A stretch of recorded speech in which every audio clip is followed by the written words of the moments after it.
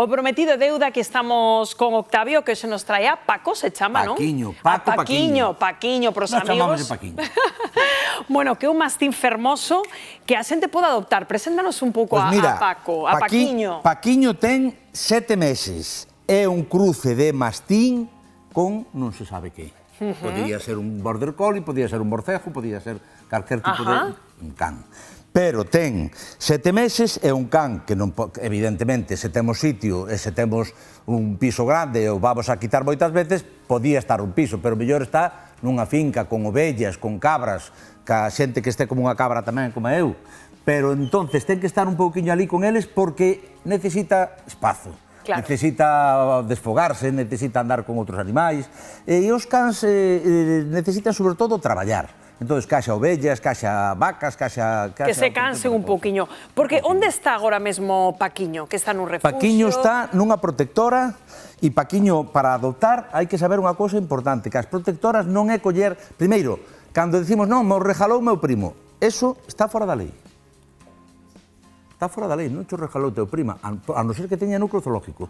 Teñen que ter un núcleo zoológico, as protectoras, os sitios, os refugios onde teñen cas, con ese número de núcleo zoológico se pode facer inspección e, cando se pon o can en adopción, hai que firmar conforme que se vai ter o can en perfectas condicións, que se vai ir ao veterinario. E que esa persoa, sobre todo onde vive, non é como ámbito axeitado, porque, por exemplo, para Paquiño, é dicir, un can como a él, un mastín que nos describías, para que tipo de público, de persoa o recomendarías? Pois mira, eu o recomendaría para unha aldea donde haxa cabras, ovellas, gatos, cans, e que poida andar, que non lle anden con moito xeito tal, que non, quero dicir, que non é un can de piso de ai lulú, existen outras razas.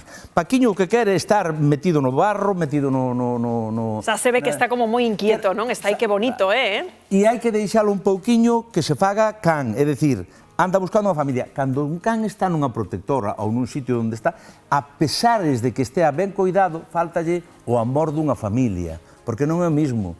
Nós somos seres sociais, como a eles, somos seres sociais nós tamén. Entonces necesitamos sempre un apoio emocional. Por eso buscamos unha familia que sea boa, e lle facemos un cuestionario, facemos unha serie de... Octavio, cans como Paquiño traen con eles unha mochila así emocional como poderíamos ter calquera de nós?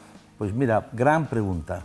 A maioría traen unha mochila emocional, é unha mochila chea de pedras, e de maltratos, a veces, de descoidos, de chuvia, de frío, de fame... É dicir, que temos que ter paciencia, non? E son moi agradecidos, ademais. Porque hai cousas que non se pode explicar ca ciencia, pero sí que se pode explicar ca emoción, e a inteligencia emocional existe. Entón, estes cas que estuveron tan mal, pois son moi agradecidos, e eles están moi pendentes de nós, e apóianse moito en nós, porque estuveron moito tempo sós, e a pesar, volvo a repetir, que estén nun sitio con calefacción, que estén de maravilla, pero non é unha familia que este todos os días acariñando, dicíndolle, hola Paquito, que tal, como estás, un neno, unha cousa.